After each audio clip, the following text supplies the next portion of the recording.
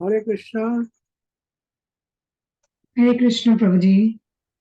Dandavat Pranam. Please accept our humble obeisances, Prabhuji. Prabhupada की जय। दंडवत प्रणाम।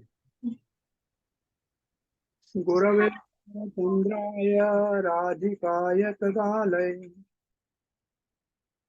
कृष्णाय कृष्ण भक्ताय तद्भक्ताय नमो नमः।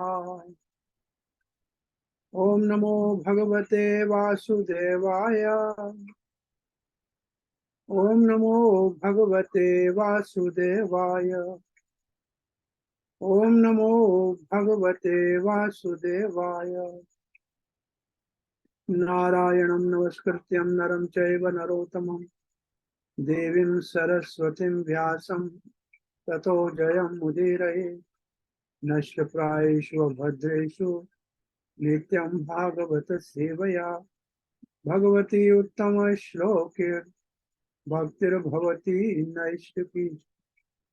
कृष्णाय वासुदेवाय देवकी नंदनाय च नंदगोपकुमाराय गोविंदाय नमो नमः। जय श्री कृष्ण चैतन्य प्रभु नित्यानंद श्री अद्वैत गदाधर शिवासरि गौर भक्त वृंद। हरे कृष्णा कृष्ण कृष्ण हरे हरे, हरे राम राम राम हरे हरे। रोहिणी मंदिर से जुड़े हुए प्रिय भाग्यशाली भक्तों, भक्ति वैभव के श्रीमद् भागवत के तीसरे स्कंद के अध्ययन में आप सबका हार्दिक स्वागत है।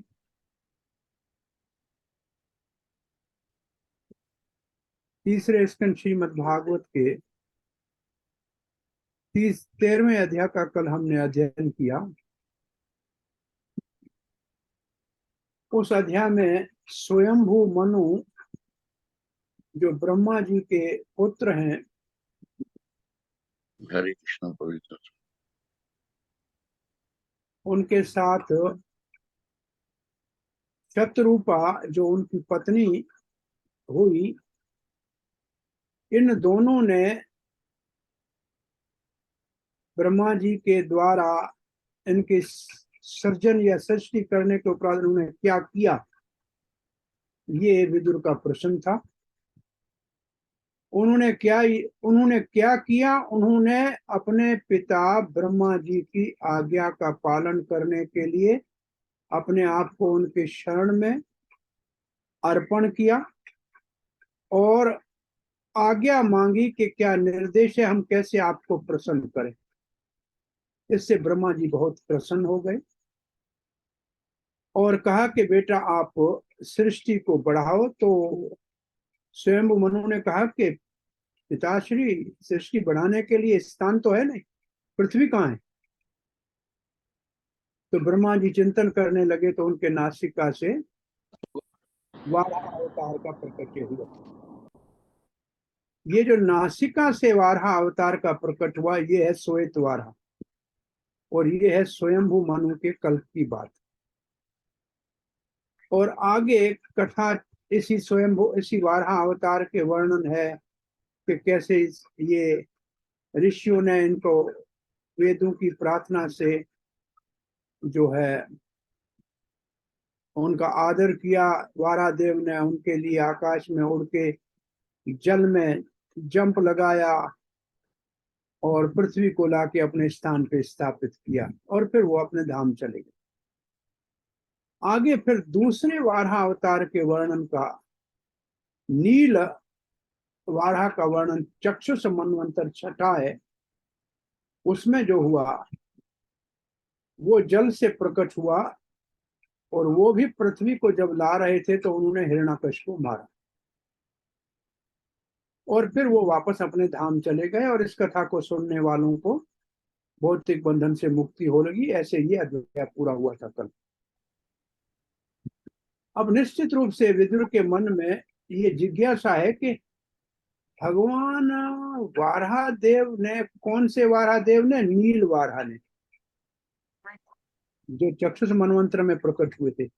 उन्होंने हिरण्याकश्यप के साथ युद्ध कैसे किया, ये मैं विशेष से जानना चाहता हूं।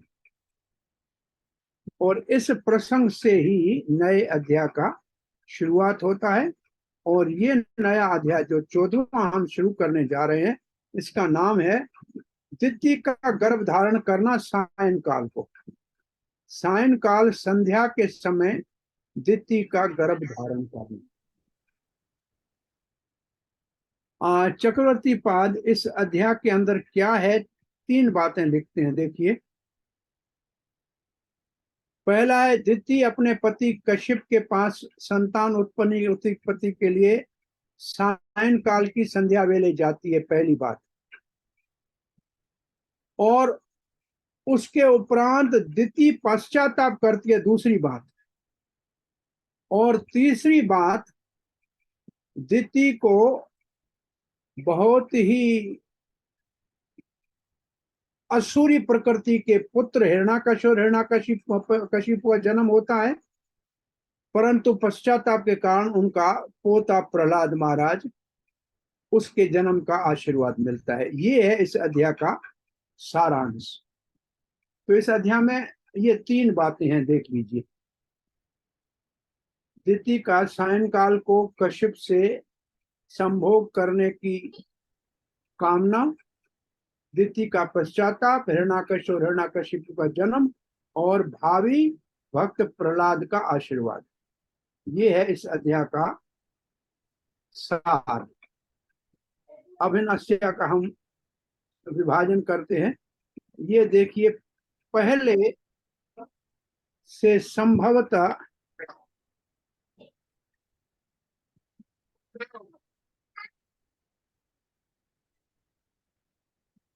पहले 4 श्लोकों में विदुर जी का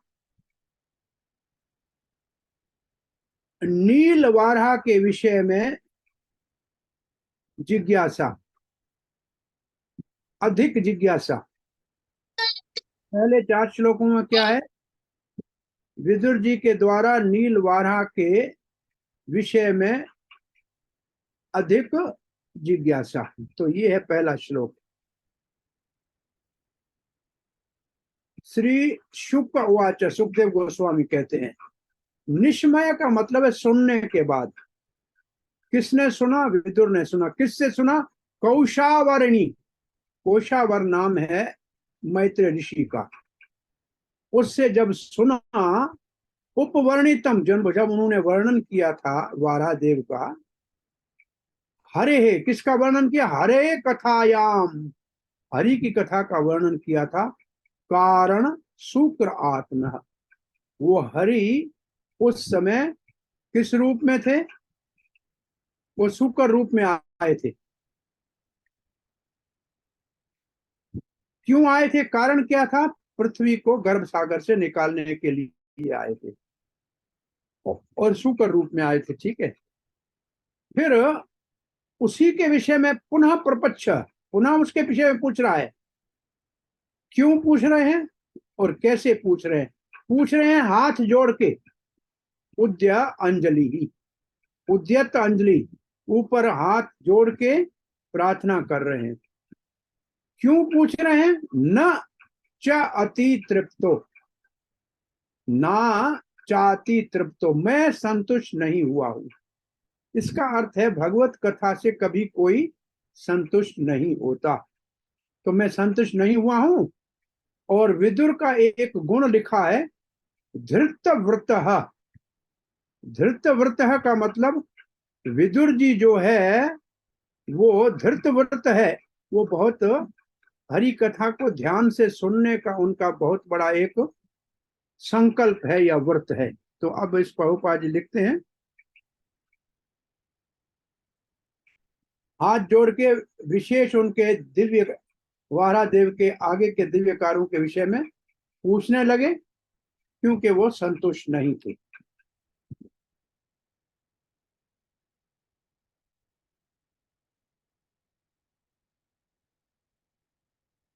विदुर कैसे हैं? अपने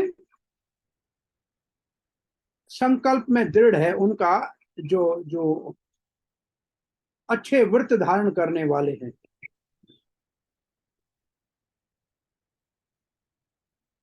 तो इसका तात्पर्य नहीं है, और हम आगे का श्लोक पढ़ने जा रहे हैं। इसके विषय में एक और विचार है। वो विचार ये है कि भागवत के पहले स्कंद में वो जो 88,000 ऋषि है वो भी कहे थे, वयम तो न वित्रप्यामः, हम भी भगवत कथा से अति तृप्त नहीं हो रहे हैं, इसलिए आप अधिक से अधिक बताइए और बताइए। तो ये जो विशेष बात है कि कथा सुनने से कभी कोई तृप्त नहीं होता, अधिक से अधिक सुनने की लालसा बनी रहती है। और एक शब्द अच्युत है जो आप सब लोग जानते हैं। भगवान के लिए अच्युत शब्द है, क्योंकि वो अपने व्रत से कभी नहीं गिरते हैं, अपने भक्तों की रक्षा में कभी त्रुटि नहीं करते हैं। एक और अच्युत का यहाँ भाव है कि भक्त भी भगवान के रस, कथा के रस में कभी भी तृप्त नहीं होते हैं, इसलिए उनको भी अच्युत कहते हैं। जो कभी भी भगवत रस से तृप्त न हो, कृष्ण कथा सुनने की लालसा बनी रहे, तो उसको भी अच्युत कहते हैं। तो अब हम दूसरा श्लोक पढ़ने जा रहे हैं। विदुर जी पूछ रहे हैं, विदुरवाच तेनैव तु मुनि श्रेष्ठ, आदर से पूछ रहे हैं, हे मैत्रेय ऋषि श्रेष्ठ जी, हरिणा यज्ञ मूर्ति ना, ये जो वारादेव है ये यज्ञ मूर्ति है। आदि दयतो हिरण्याकशो, और जो पहला दैत हिरण्याकश, दैत कहते हैं दिति के पुत्र को, दानु के पुत्र को दानव कहते हैं, दिति को पुत्र को दैत कहते हैं। इनके माँ जैसे कौन्ते, कुंती के पुत्र को कौन्ते कहते हैं। तो ये दैत्यो हिरण्याकशो हतो इति अनुशुश्रुमा, कैसे उन्होंने हिरण्याकश को मारा ये मैं सुनना चाहता हूं। यज्ञ मूर्ति भगवान ने मुनि श्रेष्ठ बताइए कैसे मारा था। इस श्लोक का तात्पर्य श्रील प्रभुपाद जी लिखते हैं, वही जानकारी श्रील प्रभुपाद जी लिखते हैं कि दो प्रकार के वारा अवतार हुए हैं। और ये चक्षुष मंत्र में जो वारा अवतार है, अब यहाँ प्रभुपाद देखें, इसका रंग लिख रहे हैं कि रक्तवारा,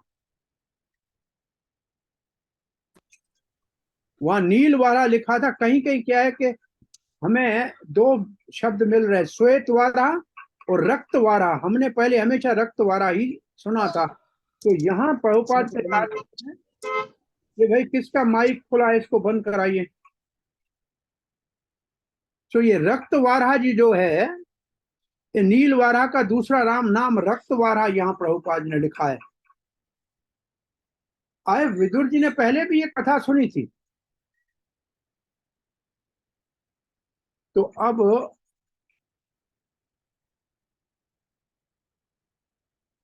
अब ये जो चक्रवर्ती बात बहुत स्पष्ट कर रहे हैं। स्वयंभू मनु के समय में जो वारा अवतार था, उन्होंने केवल पृथ्वी को उठाया था, परंतु चाक्षु मनवंतर वाला वारा है, उसने हिरण्याकश को मारा। अब तीसरा श्लोक पढ़ने जा रहे हैं। तस्य च उधरतः क्षोणिम, क्षोणिम कहते हैं पृथ्वी को, उन्होंने पृथ्वी को ऊपर उठाया। स्वदंश अग्रेण लीलया, लीला लीला में, खेल खेल में अपने मुख के अगर भाव के ऊपर दंश अगर भाव को लिखा है। एज ऑफ दिस टस्क, वो जो मुख का अगर भाव है उसको कहते हैं दंश अग्रेण। दैत्य राजस्य च ब्रह्मन कस्माद हेतु अभुन मृदः, युद्ध क्यों हुआ उनके बीच? मृद कहते हैं युद्ध को। उन दोनों के बीच में बताइए तो सही, युद्ध क्यों हुआ? कारण क्या था युद्ध का?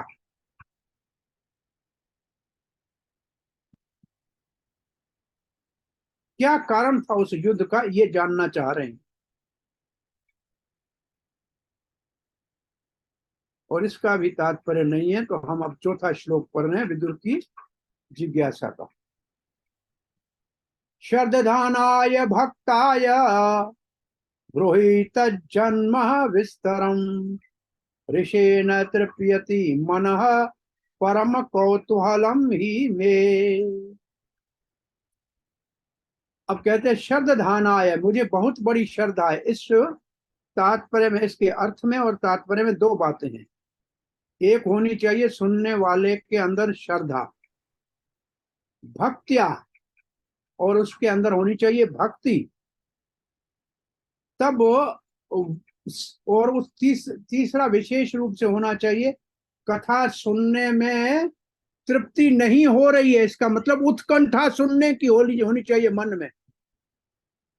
तो फिर सुनाने वाले का हृदय पिघल जाता है और सुनाता है। श्री प्रभुपाद लिखते हैं, मेरे मन में अधिक जिज्ञासा हो रही है, इसलिए मैं तृप्त नहीं हो रहा हूं भगवान के इस लीला कथा को सुनने के लिए। कृपया, मैं श्रद्धालु भी हूं और भक्त हूं, इसलिए मुझे बताइए। प्रभुपाद देखो तात्पर्य में दो बातें लिखते हैं। जो वास्तव में श्रद्धालु होता है और जिज्ञासु होता है, वो दिव्य भगवान की लीलाओं का सुनने का अधिकारी होता है। अब आपको मैं अगर भगवत गीता से पूछूं कि भगवान के गुह्यतम ज्ञान को सुनने के लिए कौन अधिकारी होता है, आप में से कोई बताए। हरे कृष्णा। हाँ जी। भक्त और मित्र है अर्जुन, इसलिए वो सुनने के अधिकारी बने थे। मैंने प्रश्न क्या पूछा, भगवान के गुह्यतम ज्ञान को सुनने के अधिकारी कौन होते? आपने उत्तर दिया, गीता के सुनने का अधिकारी कौन है? हरे कृष्ण प्रभु जी, कैन आई एक्सप्लेन? प्रभु जी, 9 चैप्टर में फर्स्ट में भगवान ने ही एलिजिबिलिटी बताई है फर्स्ट में कि जो मुझसे ईर्ष्या नहीं करता। बहुत अच्छा, एक ईर्ष्या नहीं करता, और दूसरा? और जो श्लोक था उसमें तीसरा श्लोक, ये पहला श्लोक है, फिर तीसरा श्लोक पढ़िए। ओके, फर्स्ट श्लोक पढ़िए। श्रद्धा जो श्रद्धालु होता है, श्रद्धालु को नहीं मिलता है, इसका मतलब श्रद्धा। एक हम्म। श्रद्धा और जिसकी ईर्ष्या नहीं है और जो श्रद्धालु है। और जो अश्रद्धालु को नहीं मिलता। ज्ञान कौन प्राप्त कर सकता है? ज्ञान प्राप्त करने वाले का लक्षण क्या है? श्रद्धा ना। हाँ, श्रद्धावान लभते ज्ञानम। श्रद्धावान को ज्ञान मिलता है। और किसको नहीं मिलता है? उसमें 3 कारण है। कौन से, कोई बताएगा? चौथे अध्याय भगवत गीता में 3 कारण है उसको ज्ञान नहीं मिलता। अश्रद्धालु और ईर्ष्यालु। नहीं, ईर्ष्यालु वह नहीं है, अश्रद्धालु है।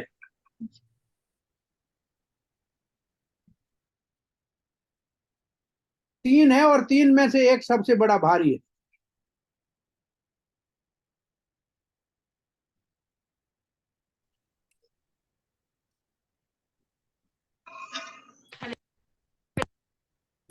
हाँ जी, विनम्रता। हाँ जी। अज्ञानी। विनम्र होना। नहीं, आप गीता में लिखा क्या है? श्लोक को बोलो ना, अपने मन से मत बोलो। मूर्ख अज्ञानी है प्रभु जी। अज्ञानी दूसरा है, अज्ञानी। अज्ञानी अच्छा, अरे ज्ञान किसको नहीं मिलता है? अशार्दधानस अज्ञस संख्यात्मा विनश्यति। तीसरा कौन है? जिज्ञासु। अरे मेरे भाई, जिसको संशय होता है, संशयत है। शक शुबा करता है, और तीनों में संशय वाला सबसे खराब है। जिसको संशय होता है उसकी श्रद्धा नहीं होती, वो मूर्ख सदा अज्ञानी रहता है, इसलिए उसको कुछ प्राप्त नहीं होता है। तो सत्पुरुषों से दिव्य ज्ञान को प्राप्त करने के लिए ईर्ष्या रहित, श्रद्धावान, संशय रहित होना चाहिए। और ये भक्ति से लक्षण आते हैं। इसलिए यहाँ विदुर जी कहते हैं, मैं भक्ति भाव से और श्रद्धा के साथ जिज्ञासा कर रहा हूं। ठीक है। प्रभुपाद क्या लिखते हैं? विदुर इसलिए अच्छा अधिकारी है इस को सुनने का। अब हमारा दूसरा विभाग शुरू हो रहा है। 5 से 7, 5, 6, 7 मैत्रेय विदुर के प्रश्न की प्रशंसा करते हैं। ऐसा प्रश्न पूछने वाले के लिए जो वक्ता होता है वो उसका आदर करके उसको उसकी सराहना करता है, उसको कहता है वाह वाह, आपका प्रश्न बहुत अच्छा है। अब क्या देखो, इस यहाँ क्या लिखा है? साधु वीर त्वया पृष्ठम। आपका प्रश्न, वीर, आप बहुत वीर है। साधु वीर त्वया पृष्ठम। आपका प्रश्न, हे साधु, बहुत ही वीर रस को आस्वादन करने वाला है। अवतार कथा हरि, आप भगवान हरि के कथा के विषय में पूछना चाहते हैं। यद तुम प्रचसी मर्त्या नाम मृत्युपाश विना विषातनीम। अरे भाई, ऐसा प्रश्न पूछने से मृत्यु लोकों वालों को मृत्यु के पास से मुक्ति मिल जाएगी। इसका अर्थ है कि ऐसे प्रश्न संसार के बंधन से मुक्त कराने वाले हैं। ये आपका इसलिए प्रश्न अच्छा है। अब दुनिया सारी को, मृत्यु लोक में रहने वाले को इस प्रश्न का उत्तर सुनने का सौभाग्य मिलेगा और वो मृत्यु के जन्म मृत्यु के चक्कर से मुक्त हो जाएंगे।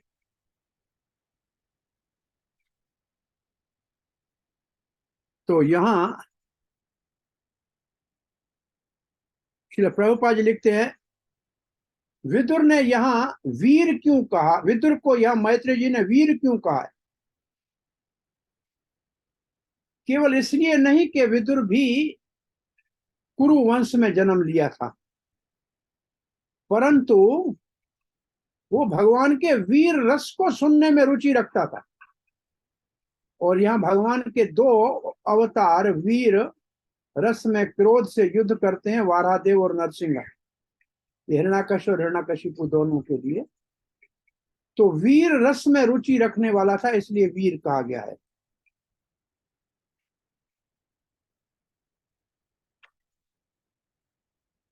भक्त केवल भगवान की लीला सुनना चाहता है, भौतिक किसी चीज में उनकी रुचि नहीं होती।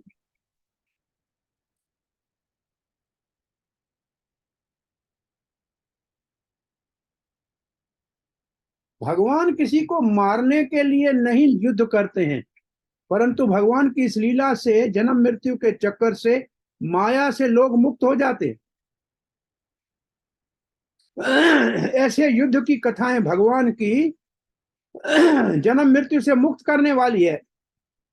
और फिर श्रीला प्रभुपाद जी भीष्म पितामह का प्रार्थना का एक अंश दे रहे हैं कि भीष्म पितामह कहते हैं, कुरुक्षेत्र के युद्ध में सभी लोग भगवान श्री कृष्ण का दर्शन करते हुए वीर गति को प्राप्त हुए, तो सबको अपने स्वरूप की प्राप्ति हुई, बिना किसी प्रयास के वो मुक्त हो गए। तो भगवान के युद्ध से लोगों की मुक्ति होती है, मरना नहीं होता। अब दूसरा वर्ष श्लोक।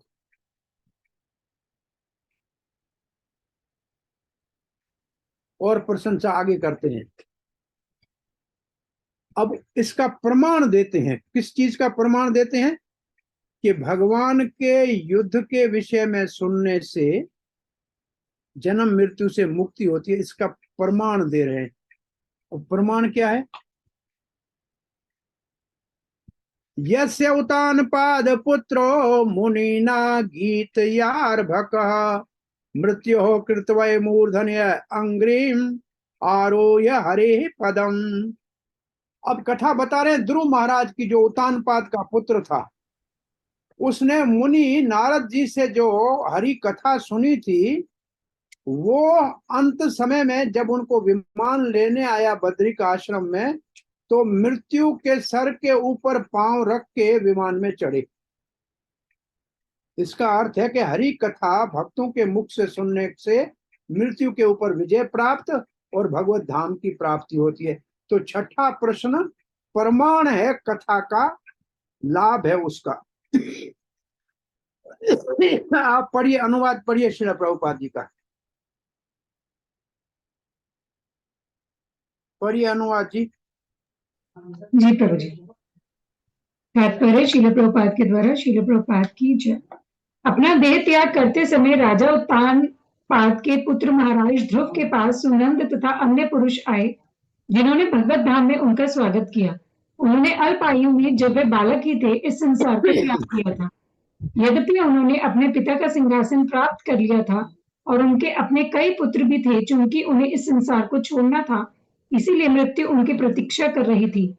किंतु उन्होंने मृत्यु की चिंता नहीं की और वे उसी शरीर सहित एक आध्यात्मिक विमान पर आरूढ़ होकर उन महर्षि श्री नारद मुनि की संगति के कारण सीधे विष्णु लोक पहुंचे, जिन्होंने उन्हें श्री भगवान की लीलाएं सुनाई थी। तो ये है प्रमाण के हरि कथा का ये लाभ है। अब हम पढ़ रहे हैं इस दूसरे विभाग का अंतिम श्लोक। अथ अत्र आप इतिहासो अयम श्रोतो में वृणीत पुरा ब्रह्मणा देव देवेन देवानाम अनुपृच्छतम। अब मैत्री जी कहते हैं, मैं पुराना आपको इतिहास सुनाता हूं जो देवताओं ने ब्रह्मा जी से पूछा था, इसी वारादेव के विषय में। मैं उसी का आपको वर्णन करता हूं। दीपदान करे आई नहीं।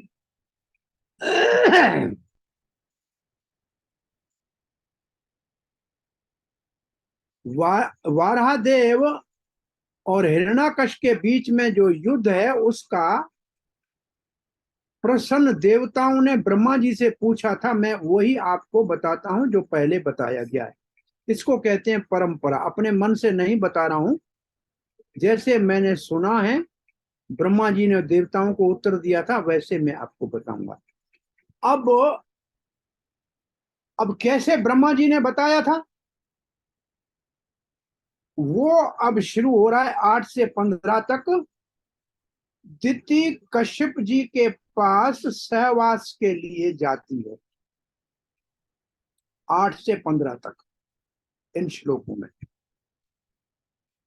मैत्रेय ने कहा कि मैं आपको ब्रह्मा जी ने जो देवताओं का बताया वो बता रहा हूं, तो वो अब ये बताने जा रहे हैं।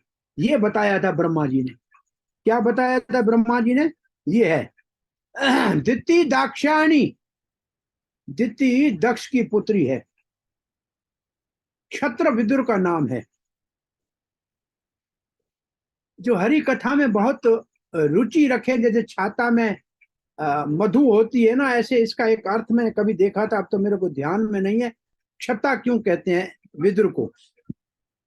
जैसे रस भरा हो जिसमें हरि कथा को सुनने का, ऐसा कोई था, मेरे को अब ध्यान में नहीं है। मारीचिम कश्यपाम पतिम, तो मारीच का पुत्र कश्यप जो था, अब उसके पास चली गई। कौन? अब देखो, दिति के पिता का नाम लिखा है दक्ष, और कश्यप के पिता का नाम लिखा है मरीचि। वो है पति, उसके पास उसकी पत्नी चली गई विदुर।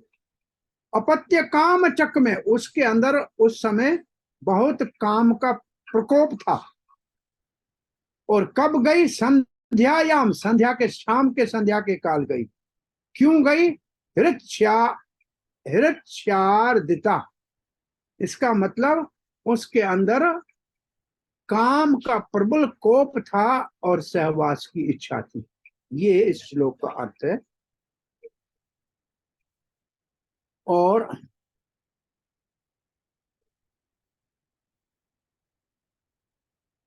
अब हम दूसरा श्लोक पढ़ने जा रहे हैं।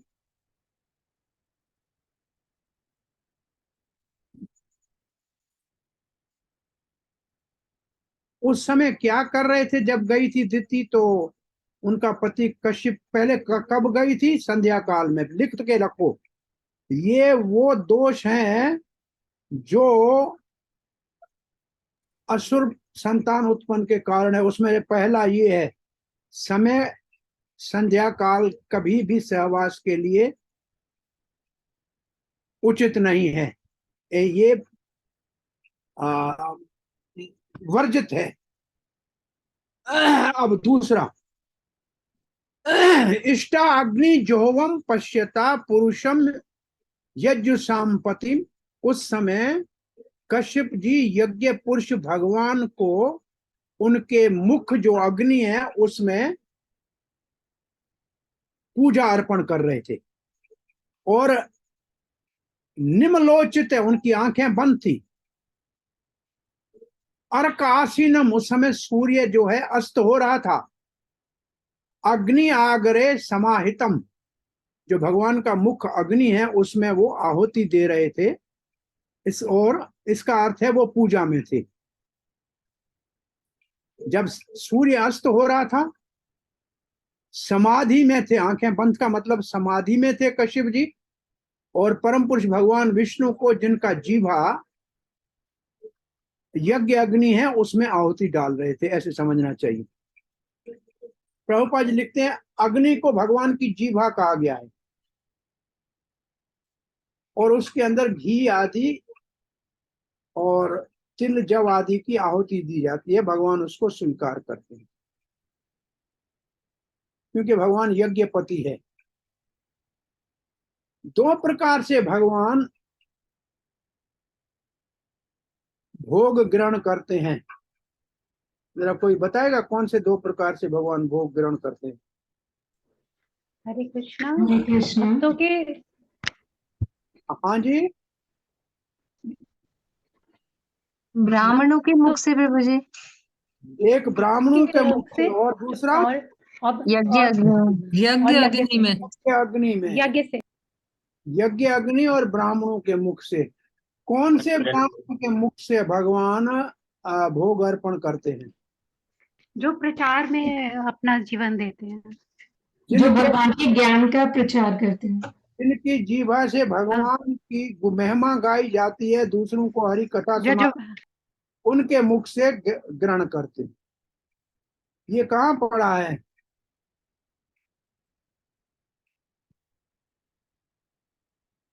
भक्ति रसामृत सिंधु में। ये भक्ति रसामृत सिंधु में है। अब 10वां हम पढ़ रहे हैं 10वां श्लोक। दिति उवाच, अब दिति वहां गई। और कौन से स्थान पे गई, किस समय गई, और अपने पति उस वक्त क्या कर रहा था, ये 3 बातें लिख लेनी चाहिए पहले। ये सब कारण है असुरी उत्पत्ति के। अब दिति क्या कह रही है, एष माम त्वकृते विदम काम आतसरासन धुनोति दीनानां विक्रमया रंभाम एवं मतांगज।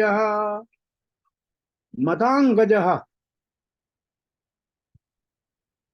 अब ये दिति की भाषा है, इसके लिए जोर से बोल रही है। एक आदमी आंख से इशारा करे या शरीर के हाव भाव से बताए वो तो प्रभाव पड़ेगा नहीं, क्योंकि आंखें बंद करके समाधि में बैठे हैं।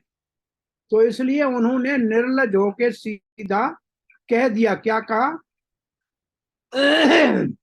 उस यज्ञ स्त्री में सुंदर दिति अपनी इच्छा को प्रकट कर रही है।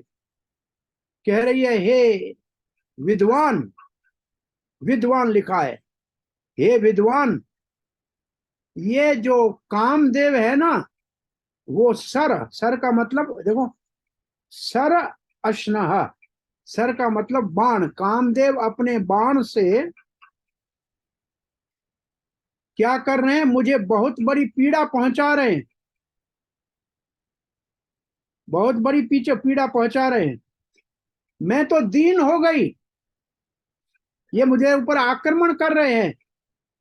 और अब उदाहरण दे रही हैं, ये काम है मतवाला हाथी, मतम गज, और मैं हूं एक, ये जो लिखा है रंभाम, इसका मतलब केले का हल, छोटा सा पेड़, केले के पेड़ को मतवाला हाथी जैसे उखाड़ के फेंक सकता है, ऐसे ये काम मुझे उखाड़ रहा है। श्रील प्रभुपाद लिखते हैं, क्योंकि समाधि में थे इसलिए जोर से बोली, शरीर से अपना प्रभाव नहीं डाला, और सीधा ही निर्लज होके बोलना शुरू कर दिया कि सहवास की मेरी कामना है, और मैं तो हूं केले के पेड़ के समान, और ये काम तो है मतवाला हाथी। प्रभुपाद लिखते हैं, स्वाभाविक तो ये था, होना तो ये चाहिए था, उसको अपने पति को ऐसे विचलित नहीं करना चाहिए, क्योंकि वो समाधि में थे, परंतु वो अपने काम के वेग को रोक नहीं सकी। यहां काम मतवाले हाथी का प्रतीक है, और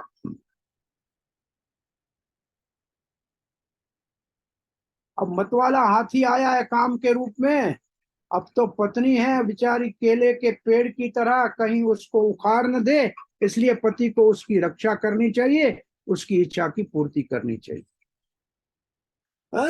चक्रवर्ती पाद लिखते हैं, शरीर और आंख से कोई इशारा नहीं किया, क्योंकि पति समाधि में थे, इसलिए जोर से बोली, क्योंकि वो ध्यान में थे। ये स्वभाव नहीं है स्त्री का, लिखते हैं चक्रवर्ती बादशाह, वास्तव में ये स्त्री का स्वभाव नहीं है, कभी वो ऐसे निर्लज नहीं होती। परंतु दिति इस वक्त पागल हो गई थी, काम से पागल हो गई थी, उसकी लज्जा उड़ गई थी, निर्लज हो गई थी, उसमें न लज्जा थी न भय था, वो भय और लज्जा से वंचित हो गई थी काम के कारण, इसलिए जोर जोर से बोल के कश्यप की समाधि को तोड़ दिया। एश काम, इसका मतलब काम सामने दिखता है। अरे मैं अकेली रह गई तो ये काम मेरे को नाश कर देगा, ऐसे वो अपने पति के ऊपर आरोप लगा रही है। आपके कारण हुआ है, त्वत्कृत्य, ये आपका काम है, आपने मेरे अंदर काम की उत्पत्ति की है, क्यों नहीं आप पति हो, मेरी रक्षा करो। काम मुझे आतुर कर रहा है, दीन धुनोती, मैं बड़ी दुखी हूं।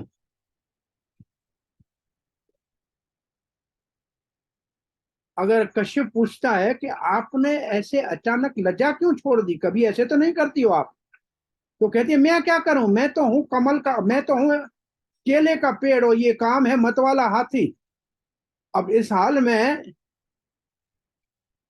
अब जब मेरा प्राण ही निकल रहा है तो फिर लज्जा किस काम की, अब लज्जा किस बात की करूं, जब मेरा तो हाथी केले को तो उखाड़ ही देगा, इसका मतलब मेरे प्राण निकलने वाले हैं। ये 11वां श्लोक। और 10 से 15 तक, 10 से 15 तक दिति सहवास के लिए कारण बता रही है, अथवा अपने सहवास के लिए उसको उसको जो है अपने पति को कहा जाए कि कन्विंस कर रही है। तद भवान दह्यमानायाम, भवान मतलब इसलिए आप, दह्यमानाम मैं जल रही हूं, सब पत्नी नाम मैं आपकी पत्नी हूं, समृद्धि भी ही मैं आपकी हाँ नहीं, आप सपत्नी का दूसरा अर्थ है। सपत्नी का मतलब, अब देखिए थोड़ा सा कैसे ढंग से कारण बता रही है।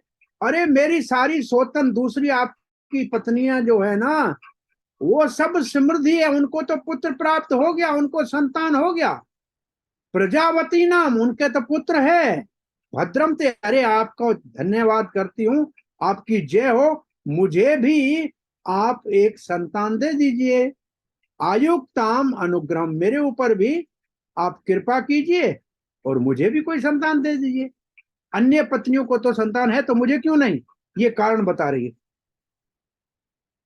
इसलिए आप मेरे ऊपर अनुग्रह करो, दया करो पूर्ण, मुझे एक पुत्र की प्राप्ति की आवश्यकता है, मैं बड़ी दुखी हूं, मेरी सारी जो सोतन है उनको तो बड़ा वैभव है, उनको संतान है, आप मुझे भी प्रसन्न कीजिए और आप भी प्रसन्न हो जाएंगे। अब मुझे पुत्र चाहिए, अब देखो ये कारण बताइए, मुझे पुत्र की आवश्यकता है, क्यों, बोला मैं अपने सोतनों से ईर्ष्या करती हूँ, उनको संतान है मुझे क्यों नहीं है। प्रभुपाद लिखते हैं भगवत गीता में, संतान उत्पत्ति के लिए जो काम है उसको धार्मिक कहा गया है। कहा गया है, कहाँ कहा गया है, ये अध्याय में 7वें अध्याय में है, धर्मा वृद्धो कामो अस्मि भरत ऋषभ, ये 7वें अध्याय का 11वां कौन सा श्लोक है, वहां ये शब्द, ये वहां से दिया हुआ है, ठीक है।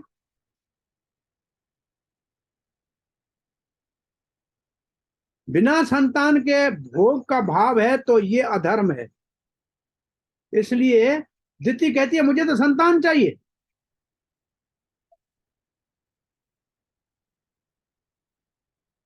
मैं गरीब हूं क्योंकि मेरे को संतान नहीं है, मेरी सारी दूसरी आपकी पत्नियों को, मेरी सोतनों को संतान है, इसलिए कश्यप आप मुझे भी तो संतान दीजिए, मेरे को भी तृप्त कीजिए, मैं भी तो आपकी पत्नी हूं, ये कारण बता रहे हैं।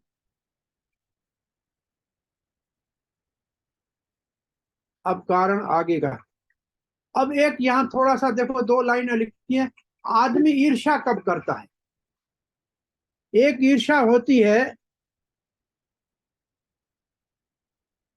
हमारी इच्छा, जो भौतिक इच्छाएं है ना हमारे अंदर, वो हमारे अंदर ईर्ष्या को उत्पन्न करती है। दूसरा, अगर हमारे ऊपर जो मानो के हमारा अधिकारी है वो अगर पक्षपात करे, किसी एक को कुछ दे और हमको नहीं दे, तो ईर्ष्या होती है। तो ईर्ष्या भौतिक इच्छा के कारण होती है स्वयं, और हमारे से ऊपर हमारा अधिकारी हमारे सहकार्य करने वाले के साथ पक्षपात करे तो ईर्ष्या होती है। श्लोक संख्या 12। भर्तर्यः आप्तो रोमानानाम। भर्तर का मतलब पति, आप्त उर्माणा नाम जो बहुत ही, हाँ, आपत उर्माणा नाम जो बहुत प्रेम करने वाले हैं। लोकान आविशते यशः, वास्तव में कहते हैं कि उसका यश बढ़ता है। पति भवद विधो यासाम प्रजाया ननुजायते। स्त्री का सम्मान तब संसार में होता है जब पति उसको आशीर्वाद देते हैं, और पति भी बड़े यशस्वी हो जाते हैं जब उनको संतान होता है। और आपको तो ब्रह्मा जी ने सृष्टि को बढ़ाने के लिए ही तो सेवा दी है। आप प्रजापति है, तो आपका भी यश होगा, मेरा भी यश होगा। हमें पुत्र संतान दे दीजिए। ये एक और कारण बता रही है। इस श्लोक में 3 बातें हैं। एक तो मैं बड़ी यशस्वी हो जाऊंगी, कहेंगे कि पति हमारे को आशीर्वाद देते हैं। आप भी अधिक यशस्वी हो जाएंगे, और ये आपका कर्तव्य है कि मुझे संतान दें। श्रील प्रभुपाद लिखते हैं, ऋषभ देव कहते हैं संतान वो उत्पन्न करे जो उसको भगवत धाम ले जा सके।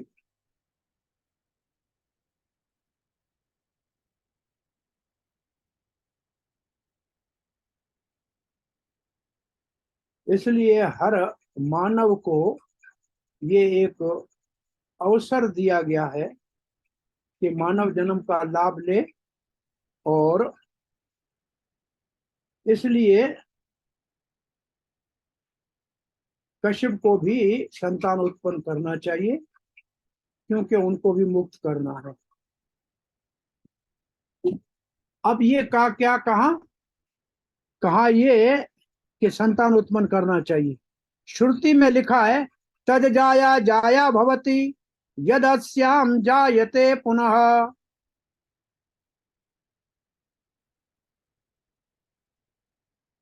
अगर स्त्री बच्चे को जन्म देती है तो समझ लो स्त्री ने दोबारा जन्म ले लिया, और पिता पुत्र के रूप में जन्म लेता है। ये शास्त्र के 2 प्रमाण हैं। अब हमारा 13वां श्लोक आ गया।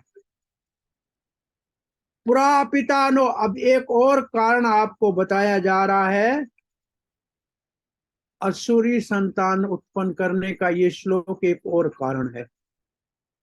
पुरा पिता नो भगवान दक्षो दुहितर वत्सलः कम वृणीत वरम वत्सा इति अपृच्छः नः पृथक्। पूरा पहले जब हम विवाहित नहीं थे, पिता जो हमारा था भगवान दक्ष, महान दक्ष, दुहितर वत्सला, अपने दुहितर कहते हैं बेटी को। लड़की को दुहितर इसलिए कहते हैं कि वो गाय को दोहने का काम करती है। उससे अंग्रेजी में शब्द डॉटर हो गया। वत्सला का मतलब अपने पुत्रियों से प्रेम करने वाला, स्नेह करने वाला दक्ष। उन्होंने हमको कहा कि आपको कौन पति चाहिए? वृणीत वरम वत्सा, मेरी बेटियों आपको जो वर पसंद है वो बताओ। इति प्रच्छा, ऐसे हमसे पूछा था, तो उस समय मैंने आपको पसंद किया था। अब इसके श्लोक के भाव में एक अच्छी बात है। सब पुत्रियों को ऐसे कहा था, तो उसमें खास बात क्या है? ये प्रभुपाद देखो क्या लिखते हैं। ऐसे लगता है इस श्लोक से कि कन्याओं को अपने वर को चुनने का तो अधिकार था, परंतु पिता उनको ये था, परंतु उनके साथ विवाह से पहले घुल मिलने का अधिकार नहीं था। कन्याओं से स्वयं पिता नहीं पूछता था। आगे वाले परपट में लिखा है, दादी आदि को कहते थे कि इसकी मन की वांछा क्या क्या इच्छा है पूछ लो, परंतु अंत तो गत्वा निर्णय पिता के ऊपर होता था अपने आप। तो ये है जिसको आधुनिक भाषा में कहते हैं अपने मन माना विवाह एक कारण है। मैंने पहले आपको पसंद किया था, ये कह रही है।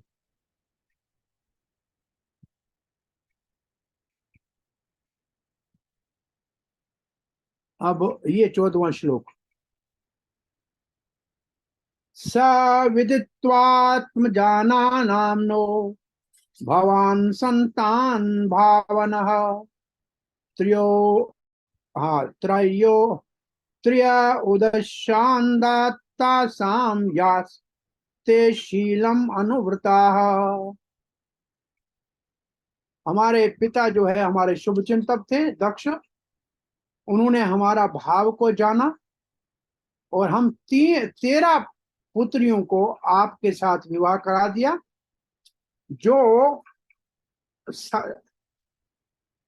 वो सभी आपके ऊपर विश्वास करती थी और सबका स्वभाव आपसे मिलता जुलता था। अब इसके तात्पर्य में प्रभुपाद जी ने क्या लिखा है, और ये हमने पहले आपको बताया, वो लिखा है।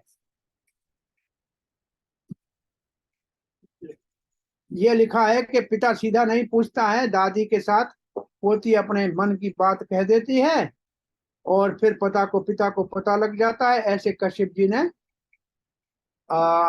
दिति के मन के भाव को जाना था। ये गाड़ी बच गई तो पता क्यों है ये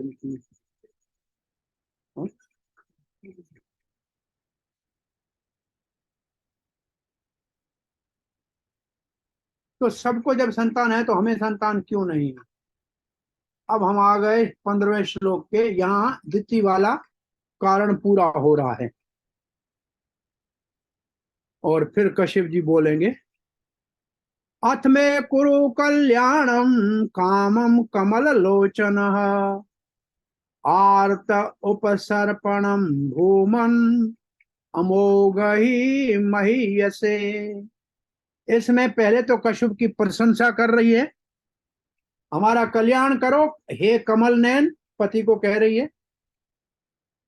और फिर कह रही है आर्त उपसर्पणम, मैं तो दुखी आर्त आपके शरण में आई हूं और आप है महीयसी, महान है आप, इसलिए निश्चित रूप से अमोघ हम, अब तो आप मेरी इच्छा पूर्ण करेंगे, आप इनकार कर ही नहीं सकते। ये दिति का अंतिम श्लोक है। और यहां श्रील प्रभुपाद लिखते हैं, दिति सोच रही थी कि निश्चित रूप से हो सकता है कि समय ठीक नहीं है, मेरा पति मेरे इस काम के भाव को मना कर दे, क्योंकि ये समय ठीक नहीं है। परंतु उन्होंने अपना जो वक्तव्य रखा था उसमें लिखा, ये तो भाई बहुत आपातकाल है, मैं बड़ी आरत हूं, आपके शरण में हूं, इस समय का किसी का विचार नहीं कीजिएगा। चक्रवर्ती पाद लिखते हैं, एक प्रश्न उठा रहे हैं, अरे आपने कहा था कि आप मेरे समान गुणों में हो, इसलिए आपके पिता ने आपको मेरे साथ विवाह करने के लिए सुकृति दे दी, तो आप बताइए तो सही, मेरे साथ गुणों में है तो मेरी समाधि को भंग क्यों किया? सायंकाल को अपने काम वासना को पूरी करने के लिए मेरी भक्ति को भंग क्यों किया? तो कहती है क्या करूं मैं बड़ी आरत थी, मैं आपके शरण में आई हूं, आरत उपसर्पणम, क्या करूं मैं? इस वक्त मेरी स्थिति बहुत दयनीय है। आप बड़े दयालु हैं, आप शास्त्र को जानते हैं, इसलिए दुखी का दर्द का निदान तत्काल करना चाहिए, और आप बड़े महान हैं, और महान व्यक्ति से कोई भी निराश नहीं होता, उसकी आशा पूरी होती है। अब ये आया चौथा विभाग, 16 से 31 तक कश्यप जी दिति के प्रस्ताव को क्या उत्तर देते हैं उसको समझाने का प्रयास करते, परंतु उनको सख्ती से मना नहीं करते। तो ये विभाग हमारा, इसको मैं समझता हूं 10 मिनट और इसमें जितने 20 तक श्लोक हो जाएंगे तो अच्छा है। ये 51 श्लोक का अध्याय है, तो बाकी कल करेंगे।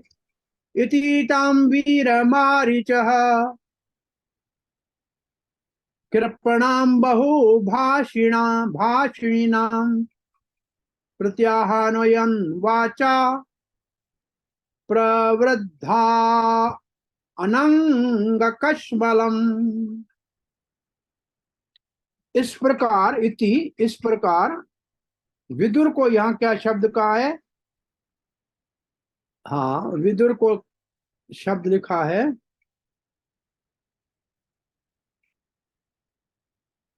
वीर। ये जो वीर शब्द है ये तुलनात्मक हो जाएगा कश्यप से। कश्यप वीर नहीं है,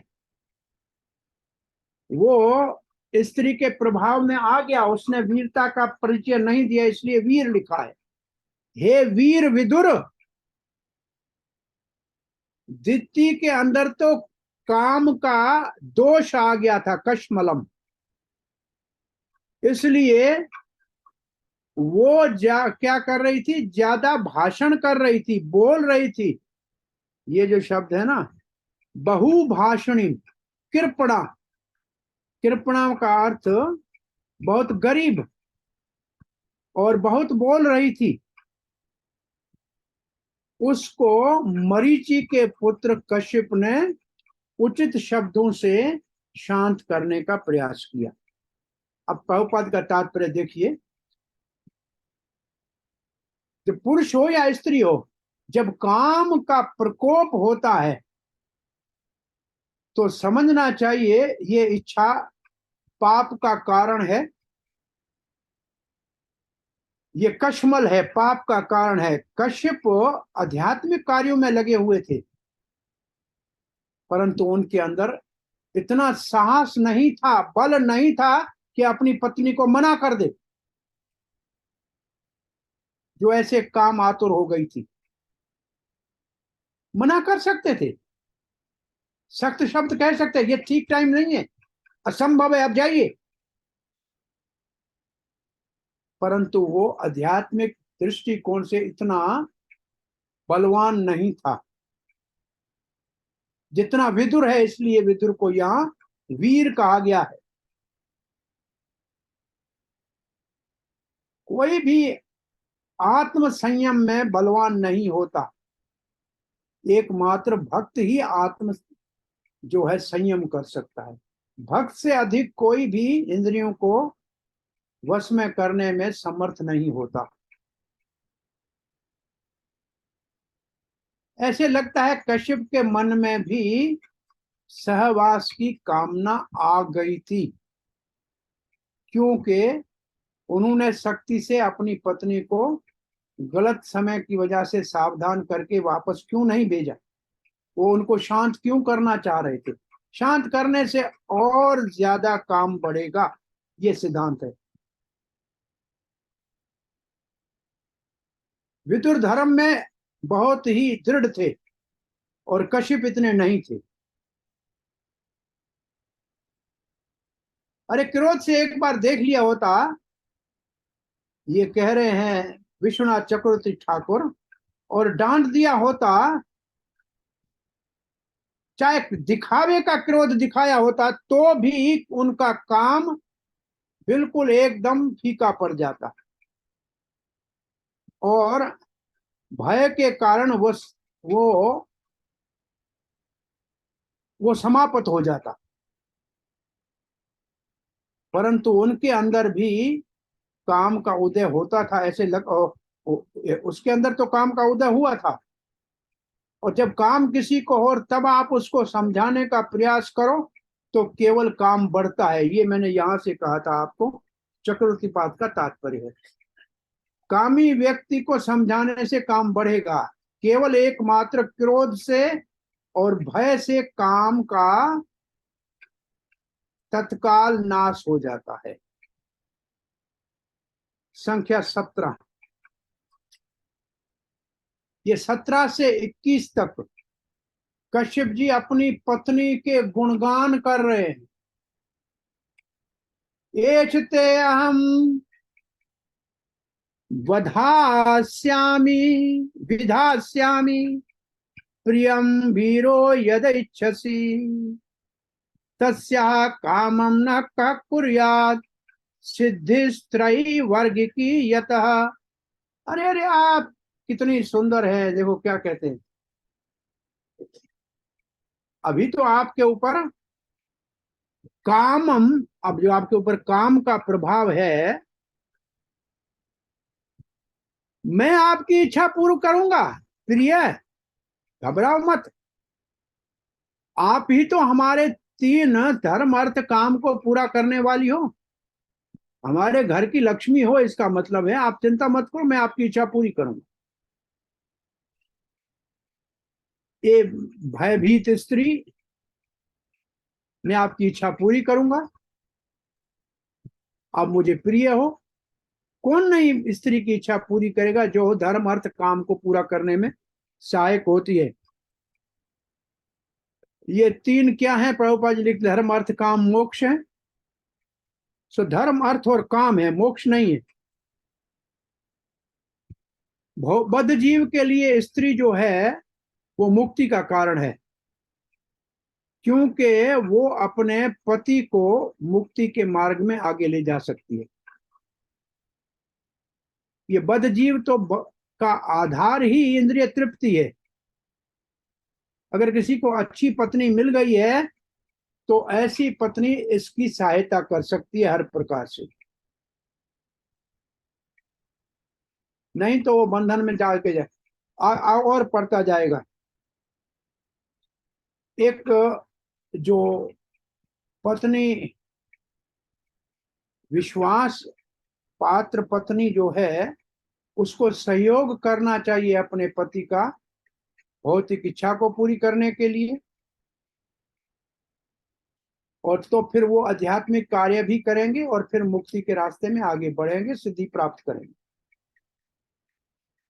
पति अगर अधिक आध्यात्मिक उन्नत हो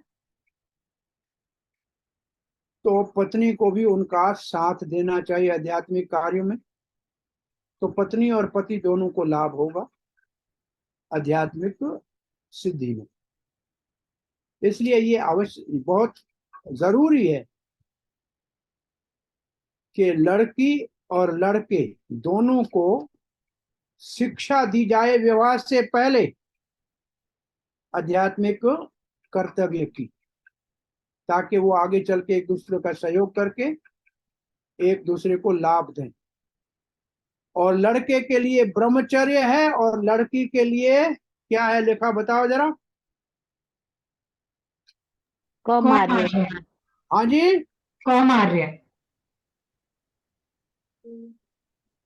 कौमार्य प्रभु जी। नहीं मैं समझा नहीं, तो क्या शब्द लिखा है हिंदी में? कौमार्य। कौमार्य। कौमार्य? यस प्रभु जी। नहीं, गलत है। गुरुकुल। चेस्टिटी, चेस्टिटी का मतलब क्या है?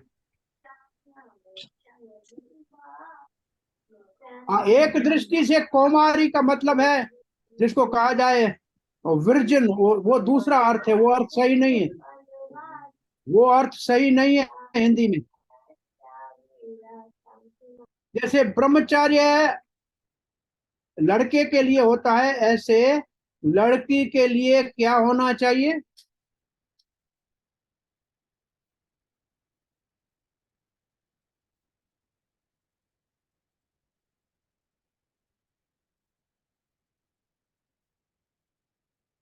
ये शब्द, इसका चेस्टिटी का क्या लिखो, देखो हिंदी में कोई सही प्रॉपर शब्द क्या है?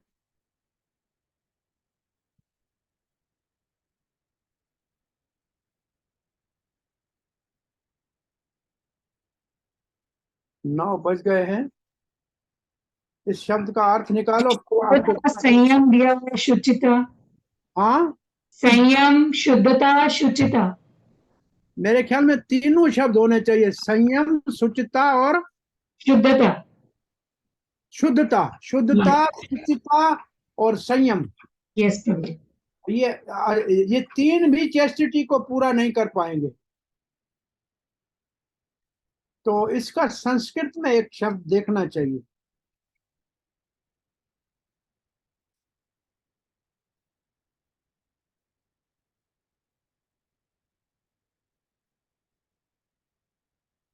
संयम, शुचिता और शुद्धता।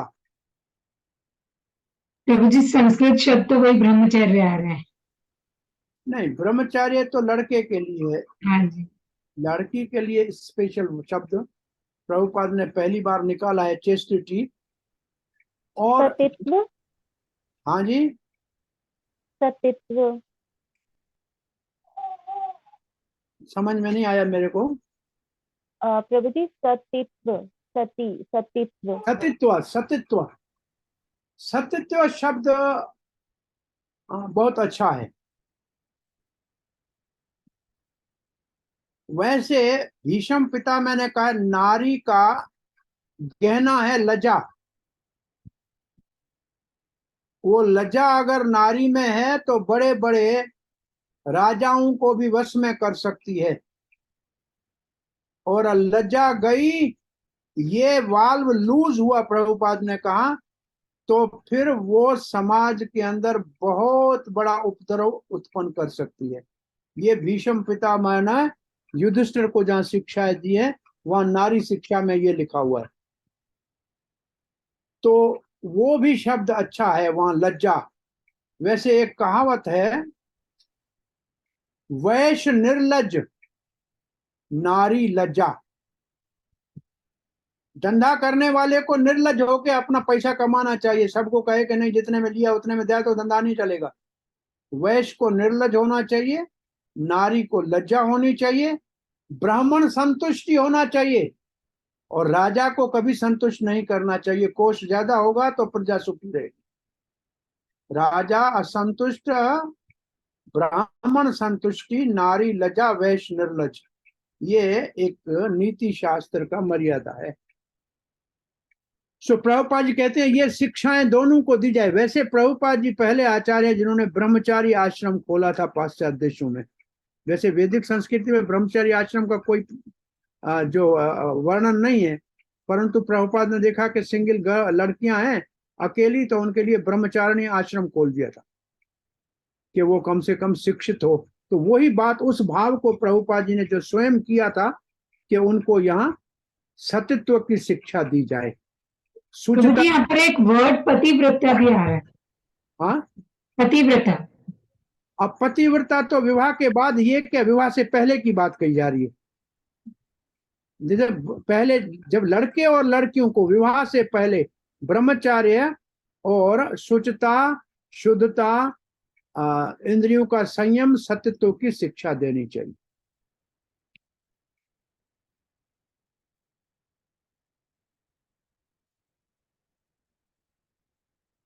ओके, मेरे ख्याल में हम यहाँ कितना 17 हो गया ना, तो यही 1 घंटे में 17 बहुत है।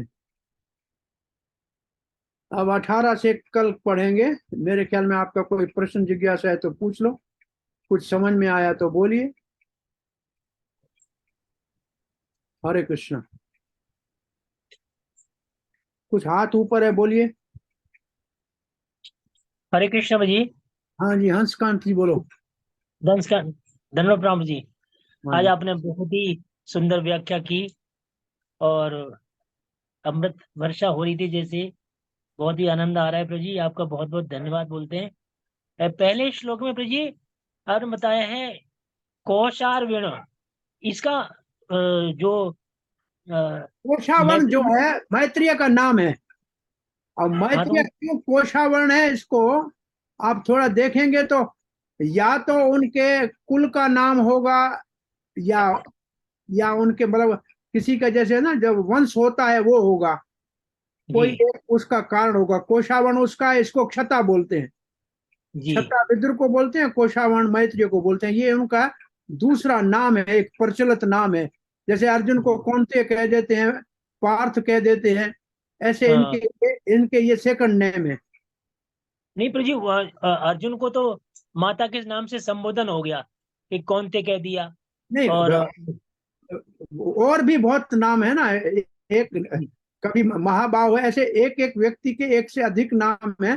तो संभवतः ये उनके किसी पितृमात्र कुल से नाम भी हो सकता है, और जी। कोशावर्ण का और भी कोई अर्थ हो सकता है। जी। देखने से पता लग सकता है। जी जी जी। यहाँ लिखा नहीं है आचार्य ने कोशावर्ण को, सिर्फ मैत्रेय लिखे के ही हमको उत्तर दिया है, लेकिन संभवतः इसका नाम है कौशावर्ण। कौशावर्ण का कोई अर्थ निश्चित रूप से होगा। जी।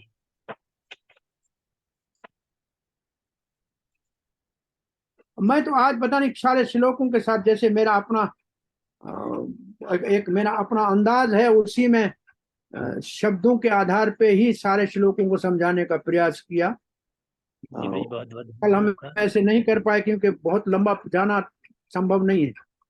जी। आप ऐसे अभ्यास है कि नहीं पता नहीं। नहीं, ठीक पढ़ा रहे हैं जी, आपको बहुत बहुत धन्यवाद। बहुत अच्छा पढ़ा रहे हैं और बहुत अच्छी तरह समझ में आ रहा है। ये आपकी विधि बहुत अच्छी है। भारतीयों के लिए शब्दों का अर्थ श्लोक में 80% आता है, उसी को समझ के पढ़ेंगे तो समझ से पढ़ा जाएगा। ऐसे जी, जी। अनुवाद पढ़ेंगे तो पल्ले नहीं पड़ेगा। अब मैंने अभ्यास नहीं कराया, वरना कभी कभी अभ्यास कराता हूँ कि संस्कृत में श्लोक में जो शब्द है वो कहाँ प्रभुपाद ने अनुवाद में रखा है, उसको ढूंढो, और क्यों है, इसके बाद क्या है, ये अभ्यास करके थोड़ा देख लो। तो अभी तो मैं अपने तरफ से ही बोलता जा रहा था, लेकिन आपसे पूछा नहीं मैंने, या इसको मैं अभ्यास कल देखेंगे, एक आधा श्लोक के ऊपर करेंगे। वो तो आपका हमेशा लेक्चर होता है तो आप वहाँ हमेशा उपमा देते हैं कि कहाँ है ये चीज, कहाँ कहाँ दी गई है गीता जी में, कहाँ कहाँ है, हमेशा पूछते हैं। प्रभु जी, आपका ऐसा भाव रहा है और मैंने बड़े सारे लेक्चर में सुना है, तो आप हमेशा पूछते हैं कि बताओ, हाथ खड़े करो, कौन कौन बताएगा गीता जी से कहाँ कहाँ है। ये आपने हमेशा ये रखा है और भागवतम से भी रखा है आपने जी। और हम चाहते हैं कि आपका रिवाइज भी होता जाए साथ साथ। जी जी प्रभु जी। धन्यवाद। 2 और हाथ ऊपर हैं। यस मधुरीला माता जी। हाँ, हरे मधुर कृष्णा है। प्रभु जी, धन्यवाद प्रणाम। हरे कृष्णा, धन्यवाद प्रणाम प्रभु जी। हाँ जी, हाँ प्रभु जी, जी। तो ये था जैसे आपने कहा कि एकमात्र जो भक्त है वो ही आत्म संयम कर सकता है, ठीक है। जो कश्यप मुनि थे वो वीर नहीं थे, वो भगवान के भक्त नहीं थे, भगवान की तो आराधना करते थे, तो क्या मिक्स भक्त है। मैत्रेय भी मिक्स भक्त है, कश्यप भी मिक्स भक्त है। शुद्ध भक्त मतलब एक अनन्य भक्त होता है, एक मिक्स भक्त होता है। ये भक्ति थोड़ी मिक्स है इनकी। जी, हाँ, मैं तो भी भक्त थे, इसलिए उन्होंने जैसे आप विश्वामित्र कोई सामान्य ऋषि तो नहीं है, गायत्री को सार्थक करने वाला है, साक्षात्कार करने, फिर भी वो मेनका से प्रभावित हो गया, हरिदास नहीं हुआ। इस जी, दृष्टि से हमारे से तो लाख बार ज्यादा है कश्यप ऊपर, जी, लेकिन सामान्य जब उसकी तुलना विदुर से की जाती है, जो धर्मराज है, धर्मराज की तुलना में धर्म के ऊपर कश्यप उतना अटल नहीं है जितना विदुर। तुलना हो ये विदुर और कश्यप की, हमसे नहीं हो रही है। नहीं ठीक है, मैं समझ गई। हमसे जब समझते हैं तो लगते हैं कि कश्यप बहुत नीचे हो गया, नहीं ऐसा नहीं सोच ही नहीं विदुर सकते। से तुलना हो रही है। ठीक है, ठीक है, थैंक यू, धन्यवाद। हरे कृष्णा।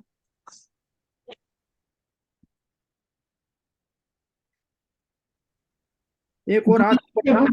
आपकी आवाज नहीं आ रही प्रभु लाल जी। जी बोलिए। हरे कृष्णा प्रभु जी, धन्यवाद प्रणाम। बोलिए जी।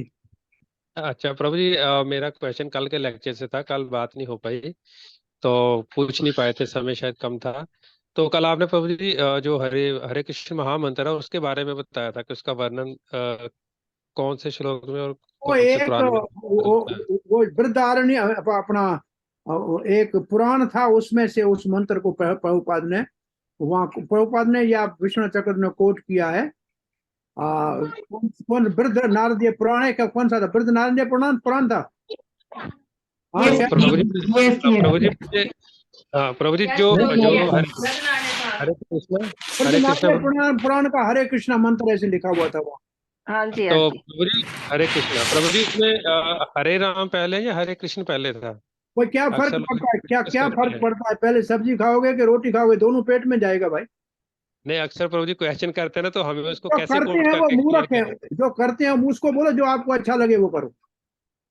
आगे पढ़ो पीछे करो, दोनों एक हो जाएंगे। नहीं सर, प्रभु जी जो सीनियर लोग हैं ना, कुछ ऐसे टिपिकल क्वेश्चन को घुमा के करते हैं, फिर इस चीज को एक्यूरेट करेक्ट आंसर मांगने के लिए हमें उनको कैसे कन्विंस करना पड़ेगा कि दिस वर्ड आप इज बड़े सो। को कन्विंस करेंगे तो उससे बड़े हो जाएंगे क्या? किसको कन्विंस करना चाहते हो, किसको कन्विंस करना चाहते हो? आप उसको हमसे तो प्रभु आप एक ही उत्तर दो, चैतन्य महाप्रभु ने ऐसे कहा है, आप अगर उससे बड़े हो तो बोलो, उससे छोटे हो तो जैसे लिखा है ऐसे करो। हरि बोल जी। सीधा सा जी उत्तर है। महाराज। आप कान इधर से पकड़ो नहीं, पहले हरे कृष्ण था फिर हरे राम हो गया। झंझट में पड़ना ही नहीं है आपको, चाहे हरे राम कहो या हरे कृष्ण कहो, दो एक ही बात है, कोई अंतर नहीं है। परंतु हमको चैतन्य महाप्रभु ने हरे कृष्ण पहले बोला है, इसलिए हम बोल रहे हैं। आप हरे राम भी बोलो तो वही भगवान है, कोई अंतर नहीं। ठीक जी प्रभु, थैंक यू प्रभु जी, धन्यवाद। बहुत बहुत ही ब्रॉड माइंडेड होना चाहिए, बाल की खाल नहीं निकालनी चाहिए। हम जानते हैं कि राम का अर्थ जो है राधा रमण है, ये लोग नहीं जानते हैं। अब राधा रमण और राधा कृष्ण पहले कहोगे, दोनों तो एक ही तो है, दो तो है नहीं। वो मूर्ख ऐसे समझते हैं राम पहले जन्म लिया था, उसका नाम पीछे क्यों है, कृष्ण का अवतार बाद में हुआ, पहले नाम क्या है? ये बच्चों वाली बात है, इसलिए उनसे बहस करने का कोई फायदा नहीं है। उनको ये भी पता नहीं है कि कितने बार राम और कृष्ण आए हैं, वो तो एक बार समझते हैं। इसलिए उनको कहो जो आपको ठीक लगे वो करो भैया। अगर हमारे साथ चलना है तो हरे कृष्णा बोलो, आपको जैसे नहीं तो करना है तो करते रहो। हरे कृष्णा। प्रभु जी, इसको हम ऐसे भी तो कह सकते हैं कि जैसे हम हरे कृष्ण मंत्र को बार बार रिपीट करेंगे तो उसमें हरे रामा भी पहले आ सकता है, मतलब जैसे हम मरा मरा मैं मरा तो कह रहा हूँ एक ही बात, आप हरे राम पहले कहो तो भी घूम के हरे कृष्णा हो जाएगा, कोई अंतर नहीं है। अरे मरा मरा कहने से राम बन सकता है, तो हरे कृष्ण हरे राम कहने में कौन सी परेशानी है? ये कोई बड़ी बात नहीं है, ये बहुत ऑर्डिनरी बात है।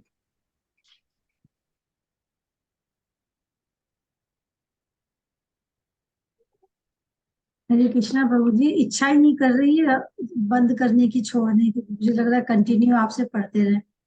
अब तो अभी का टाइम पूरा हो गया, कल देखें, मेरे को सुबह 7:30 बजे एक और क्लास देनी है। सच में प्रभु जी इतना अच्छा पढ़ा रहे हैं ना, बहुत सुंदर, बहुत सुंदर। हम तो सरल पढ़ाते हैं बच्चों की तरह।